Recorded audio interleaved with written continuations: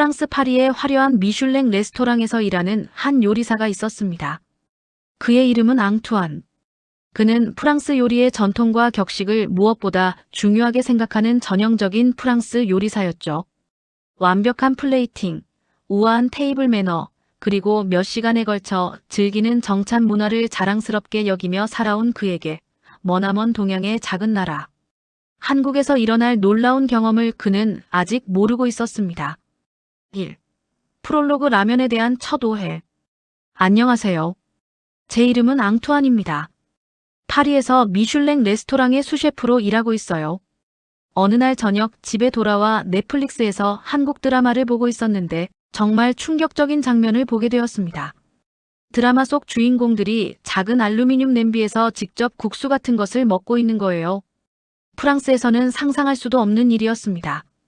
우리는 어떤 음식이든 반드시 적절한 그릇에 옮겨 담고 나이프와 포크를 정확히 사용하며 식탁보가 깔린 테이블에서 우아하게 식사하는 것이 기본 예의거든요. 그런데 저들은 왜 조리용 냄비에서 직접 음식을 먹는 걸까요? 처음에는 가난해서 그릇이 없는 건가 싶었어요. 아니면 한국의 독특한 퍼포먼스인가 하고 생각했죠. 냄비 뚜껑을 접시처럼 사용하는 모습도 신기했습니다. 그 작은 뚜껑에 김치나 다른 반찬을 올려놓고 먹더라고요. 정말 이해할 수 없었지만 왠지 그들의 표정이 너무 행복해 보였어요. 마치 세상에서 가장 맛있는 음식을 먹는 것처럼 말이에요. 그날부터 저는 한국의 이 신비로운 냄비 음식이 무엇인지 계속 궁금해했습니다. 구글에서 검색해보니 라면이라는 음식이더라고요. 프랑스에서도 인스턴트 누들은 있지만 우리는 절대 냄비에서 직접 먹지 않습니다. 반드시 예쁜 그릇에 옮겨 담고 포크로 우아하게 돌려 먹죠. 하지만 한국 사람들은 왜 그렇게 먹는 걸까요? 이 의문은 제 머릿속을 떠나지 않았습니다. 2. 한국행 우연히 찾은 라면 냄비. 몇 달 후 운 좋게도 한국의 전통 요리를 배우는 교환 프로그램에 참여할 기회가 생겼습니다. 파리에서 14시간을 날아 서울에 도착했을 때 제 마음은 설렘으로 가득했어요. 드디어 그 신비로운 냄비 음식의 정체를 파악할 수 있겠다는 생각에 말이에요. 숙소에 짐을 풀고 나서 저는 곧바로 서울의 전통시장으로 향했습니다. 광장시장이었는데 그곳은 정말 놀라운 곳이었어요. 프랑스에 정돈된 마르쉐와는 전혀 다른 활기와 에너지가 넘치는 곳이었죠. 온갖 냄새가 뒤섞여 있었는데 이상하게도 그 모든 냄새가 식욕을 돋우더라고요. 시장을 돌아다니다가 주방용품을 파는 작은 상점을 발견했습니다. 그런데 거기서 제 눈에 번쩍 들어온 것이 바로 그 작은 알루미늄 냄비였어요. 드라마에서 봤던 바로 그 냄비 말입니다.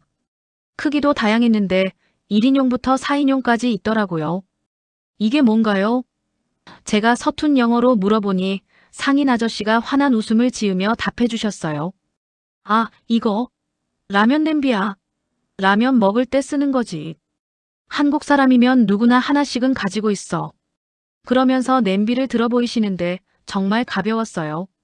그리고 손잡이 부분에는 열기가 전달되지 않도록 플라스틱 커버가 씌워져 있었죠.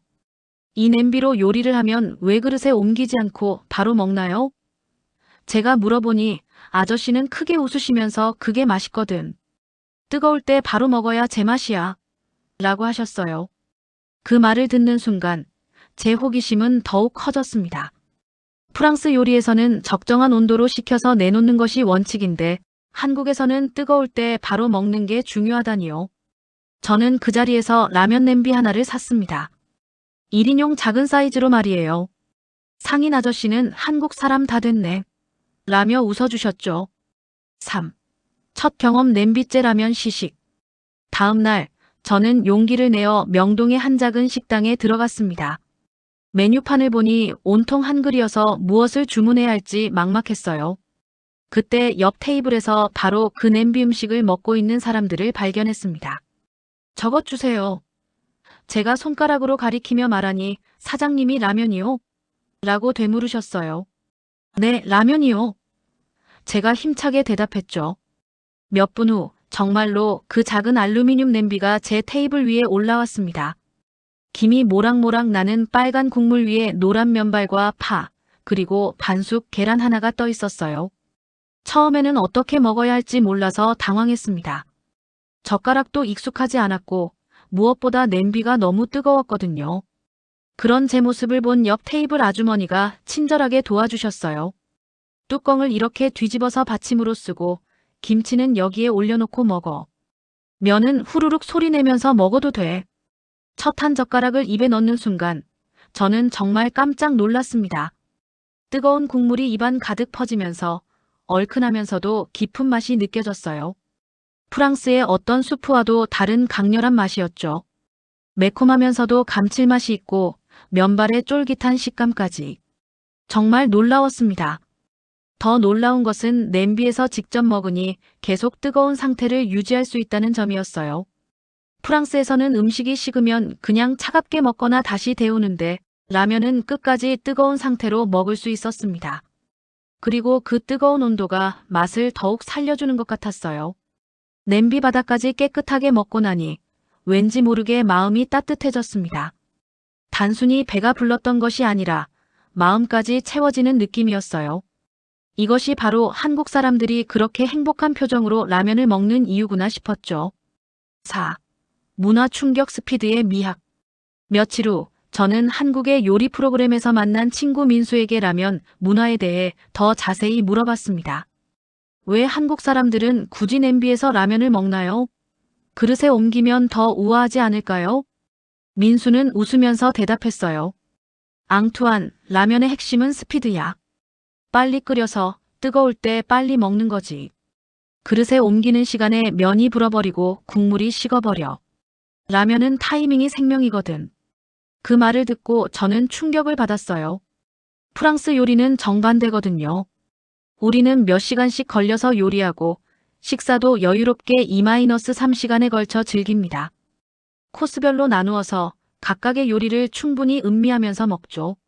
하지만 라면은 정확히 3분 만에 끓여서 뜨거울 때 후루룩 소리내며 빨리 먹어치우는 것이 핵심이었습니다. 그리고 라면 먹을 때는 조용히 먹으면 안 돼. 후루룩 소리를 내면서 먹어야 해. 그래야 뜨거운 면과 국물을 동시에 식히면서 먹을 수 있거든. 민수의 설명에 저는 또 한 번 놀랐어요. 프랑스에서는 식사할 때 소리를 내는 것이 매우 무례한 행동인데 한국에서는 그것이 맛있게 먹는 방법이라니요. 그날 저녁 민수와 함께 24시간 편의점에 갔습니다. 놀랍게도 그곳에는 수십 종류의 라면이 있었어요. 신라면, 너구리, 짜파게티, 불닭볶음면. 정말 다양했습니다. 한국 사람들은 야식으로도 라면을 많이 먹어. 특히 술 마신 다음 날에는 해장용으로도 먹고. 민수가 설명해 주었죠. 편의점에서 즉석으로 라면을 끓여 먹을 수 있다는 것도 신기했어요. 뜨거운 물을 부어서 4분만 기다리면 되는 컵라면도 있었고요. 이 모든 것이 빠르게, 뜨겁게, 간편하게라는 한국의 라면 철학을 보여주는 것 같았습니다. 그날 밤 저는 숙소에서 혼자 라면을 끓여 먹으면서 생각했어요. 프랑스의 느긋한 식문화도 좋지만 한국의 이런 스피디한 문화에도 나름의 매력이 있구나. 바쁜 일상 속에서도 따뜻한 한 끼를 빠르게 해결할 수 있는 지혜 같은 것 말이에요. 5. 한국 음식 철학 발견. 한국에서 지낸 지 일주일이 지나면서 저는 라면뿐만 아니라 다른 한국 음식들도 경험해 보았습니다. 돌솥 비빔밥을 처음 먹었을 때의 놀라움은 지금도 잊을 수 없어요. 돌솥에서 지글지글 소리를 내며 나오는 뜨거운 밥, 그리고 그 위에 올라간 색색깔의 나물들. 비빔밥도 뜨거울 때 비벼서 바로 먹어야 한다는 것을 알았죠. 된장찌개와 김치찌개를 먹을 때도 마찬가지였어요. 뚝배기에서 끓고 있는 상태로 나와서 식탁에서도 계속 끓고 있었거든요. 처음에는 무서웠어요. 끓는 음식을 그대로 테이블에 올려놓다니. 프랑스에서는 상상할 수 없는 일이었죠. 하지만 먹어보니 그 뜨거운 온도 때문에 맛이 더욱 진하고 깊었어요. 그때 저는 깨달았습니다. 한국 음식의 핵심은 바로 온도라는 것을요. 뜨거운 음식은 뜨거울 때, 차가운 음식은 차갑게. 각 음식이 가장 맛있는 온도에서 먹는 것이 한국 음식 철학의 기본이었던 거예요. 냉면을 먹을 때도 그것을 확실히 느꼈습니다. 얼음이 동동 떠있는 차가운 육수, 시원한 면발. 여름 더위에 먹는 냉면의 시원함은 정말 환상적이었어요. 반대로 겨울에 먹는 뜨거운 국수나 우동은 몸을 따뜻하게 해주었고요. 한국 사람들은 계절과 상황에 맞는 온도의 음식을 먹는구나. 제가 혼잣말을 하니 옆에서 듣고 있던 식당 사장님이 말씀하셨어요. 맞아요. 더울 때는 차가운 거, 추울 때는 뜨거운 거. 몸이 원하는 걸 먹어주는 거죠. 그제서야 라면 냄비의 진정한 의미를 이해했습니다. 라면은 뜨거울 때 먹어야 가장 맛있는 음식이고 그 뜨거운 온도를 끝까지 유지하기 위해서는 냄비에서 직접 먹는 것이 가장 합리적인 방법이었던 거예요. 그릇에 옮기면 온도가 떨어지고 그러면 라면 본연의 맛을 제대로 느낄 수 없겠죠. 한국의 삼계탕을 먹을 때도 비슷한 경험을 했어요. 뜨거운 국물에 푹 삶은 닭, 그리고 그 안에 들어있는 찹쌀과 대추, 인삼. 혀가 될 정도로 뜨거운 온도에서 먹어야 몸에 좋다고 하더라고요. 프랑스의 치킨 수프와는 전혀 다른 개념이었습니다. 6. 자존심과 깨달음 프랑스 vs 한국. 솔직히 말하면 처음에는 제 자존심이 조금 상했어요. 프랑스 요리가 세계 최고라고 생각해왔는데 한국의 단순해 보이는 라면에 이렇게 감동받을 줄은 몰랐거든요. 특히 제가 미슐랭 레스토랑에서 일하면서 복잡한 기법과 값비싼 재료로만 좋은 음식을 만들 수 있다고 생각했는데 라면은 그런 제 고정관념을 완전히 깨뜨려 버렸어요. 프랑스에서 라면 인스턴트 누들은 가난한 학생들이나 먹는 저급한 음식으로 취급됩니다. 제대로 된 요리사라면 절대 입에 대지 않을 음식이라고 여겨지죠. 하지만 한국에서는 달랐어요. 부자든 가난하든 나이가 많든 적든 모든 사람이 라면을 사랑하고 즐겨 먹었습니다. 심지어 한국의 유명한 요리사들도 라면을 요리에 활용하고 라면 맛집이라는 곳도 있다는 것을 알게 되었어요. 라면에 계란, 치즈, 떡, 만두 등을 넣어서 더욱 맛있게 만드는 것도 하나의 요리 기법으로 인정받고 있었죠. 어느 날 한국의 한 유명 요리사를 만날 기회가 있었는데 그분이 이런 말씀을 하셨어요. 요리의 본질은 사람을 행복하게 만드는 것이에요. 아무리 비싸고 복잡한 요리라도 사람을 행복하게 만들지 못하면 의미가 없어요. 라면은 단순하지만 많은 사람들을 행복하게 만드는 훌륭한 음식이에요. 그 말을 듣고 저는 깊이 반성했습니다. 제가 그동안 너무 형식과 격식에만 치우쳐 있었던 것은 아닐까요? 물론 프랑스 요리의 전통과 기법도 소중하지만 음식의 가장 중요한 목적은 사람을 만족시키고 행복하게 만드는 것 아닐까요? 라면을 먹으면서 보였던 한국 사람들의 행복한 표정들이 떠올랐어요. 가족끼리 둘러앉아 냄비째 라면을 나눠 먹으면서 웃고 떠드는 모습, 야식으로 라면을 먹으며 친구들과 수다 떠는 모습, 혼자서도 뚝딱 라면 한 그릇 먹고 만족해하는 모습들. 그 모든 것이 진정한 음식의 가치를 보여주는 것 같았어요. 그날부터 저는 라면을 다시 보기 시작했습니다. 이것은 단순한 인스턴트 음식이 아니라 한국인들의 삶과 문화가 녹아있는 소중한 음식이구나. 7. 한국식 라면 응용 요리사의 도전. 한국에서의 경험이 깊어질수록 저는 프랑스 요리사로서 새로운 도전을 해보고 싶어졌습니다. 라면이라는 소재를 가지고 프랑스 요리 기법을 접목시켜보는 것이었어요. 단순히 라면을 그대로 먹는 것이 아니라 한국의 라면 철학을 이해하면서 프랑스의 정교함을 더해보자고 생각했죠. 먼저 시장에서 여러 종류의 라면을 사왔습니다.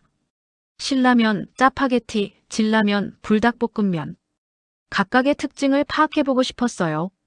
그리고 제가 숙소에서 가져온 몇 가지 프랑스 재료들과 조합해보기 시작했습니다. 첫 번째 실험은 트러플과 신라면의 만남이었어요. 신라면을 끓이면서 마지막에 얇게 슬라이스한 트러플을 올려보았습니다. 정말 놀라운 조합이었어요. 신라면의 얼큰한 맛과 트러플의 깊고 고급스러운 향이 어우러져서 완전히 새로운 맛을 만들어냈거든요. 두 번째는 까망베르 치즈와 짜파게티의 조합이었습니다. 짜파게티를 볶은 후에 까망베르 치즈를 녹여 넣으니 크림 파스타와 비슷하면서도 전혀 다른 독특한 맛이 나더라고요. 한국의 짜장 맛에 프랑스 치즈의 고소함이 더해져서 정말 환상적이었어요. 가장 성공적이었던 것은 불닭볶음면에 푸아그라를 올린 요리였습니다. 매운 불닭볶음면의 자극적인 맛과 푸아그라의 부드럽고 진한 맛이 만나니 정말 놀라운 하모니를 이뤘어요. 매우면서도 고급스러운, 지금까지 경험해보지 못한 완전히 새로운 맛이었죠. 이런 실험들을 하면서 깨달은 것은 라면이 결코 저급한 음식이 아니라는 점이었어요. 오히려 다른 재료들과의 조합 가능성이 무궁무진한 창의적인 요리의 베이스가 될 수 있다는 것을 알게 되었습니다. 한국에서 만난 요리사 친구들과 함께 퓨전 라면 요리 대회도 열어봤어요. 각자 자신만의 창의적인 라면 요리를 만들어서 선보이는 거였죠. 저는 라면 면발을 이용해서 프랑스식 카르보나라를 만들어 봤는데 정말 좋은 반응을 얻었어요. 그때 문득 생각이 들었습니다. 이런 퓨전 라면 요리들을 프랑스로 가져가서 소개해보면 어떨까? 프랑스 사람들에게도 한국의 라면 문화와 그 매력을 알려주고 싶었어요. 물론 처음에는 거부감이 있을 수도 있겠지만 음식에는 국경이 없잖아요. 맛있으면 받아들이게 되어 있어요. 8. 엔딩 한국인에게 감사의 인사. 한국에서 보낸 한 달이 어느덧 지나가고 파리로 돌아갈 시간이 다가왔습니다. 짐을 싸면서 저는 꼭 챙겨갈 것들이 있었어요. 바로 라면 냄비와 여러 종류의 라면들이었죠. 이제 제 인생에서 라면은 단순한 음식이 아니게 되었습니다. 공항으로 가는 길에 저는 지난 한 달을 되돌아보았어요. 처음에는 이해할 수 없었던 냄비째 먹는 라면 문화가 이제는 너무나 당연하고 합리적으로 느껴졌습니다. 뜨거운 것은 뜨거울 때 빨리 만들어서 빨리 먹고 함께 나누어 먹으며 소통하는 한국의 라면 문화야말로 진정한 음식 문화라고 생각하게 되었어요. 한국이 저에게 가르쳐준 것들은 정말 많습니다. 뜨거운 맛, 빠른 열정, 그리고 무엇보다 따뜻한 철학. 음식이 사람을 행복하게 만드는 것이 가장 중요하다는 것, 형식보다는 마음이 더 소중하다는 것, 그리고 단순함 속에도 깊은 지혜가 담겨 있다는 것을 배웠습니다. 파리에 돌아간 후 저는 제 레스토랑의 메뉴에 코리안 퓨전 라면이라는 새로운 카테고리를 만들었어요. 동료들은 처음에는 의아해했지만 손님들의 반응은 정말 좋았습니다. 특히 트러플 라면,